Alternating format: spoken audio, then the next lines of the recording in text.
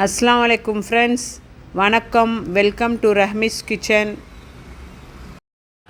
Hi friends, இன்றைக்கி நம்ம வாழைக்காய் பஜ்ஜி பண்ண போகிறோம். நிறைய பேர்த்துக்கு தெரியும், தெரியாதவங்களுக்கு வேண்டி தான் போட்டுட்ருக்குறேன்.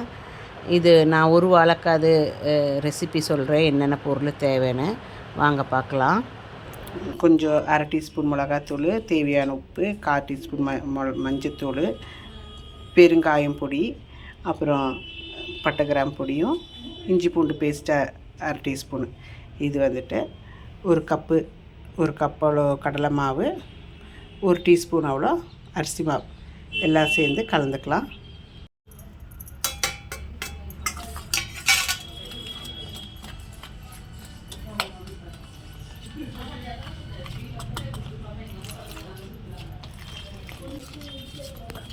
மாவு நல்லா கெட்டியாக குழச்சிக்கணும்.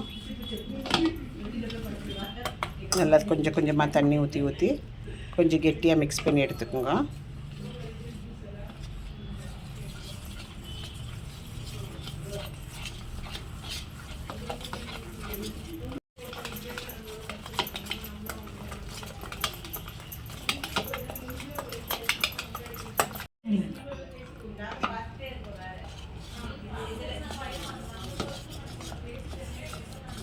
கொஞ்சம் தண்ணி ஊற்றி நல்லா பஜ்ஜி நம்ம முக்கும் போது கீழே விழக்கூடாது. அதில் பாருங்கள், இந்த கன்சிஸ்டன்சி இதில் இருக்கணும். இப்படி இருந்தால் கரெக்டாக இருக்கும். நல்லா தோலெல்லாம் செத்தின பிறகு இப்படி மெலீஸாக எடுத்து போட்டுக்கோங்க.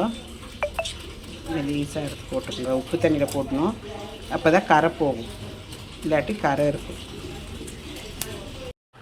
நம்ம வாழைக்காய் ஸ்லைஸு ஒன்றுன்னா மாவில் முக்கி எண்ணெயில், நல்லா சூடான எண்ணெயில் போட்டு அந்த பக்கம் இந்த பக்கம் திருப்பி முறித்து எடுத்துடணும்.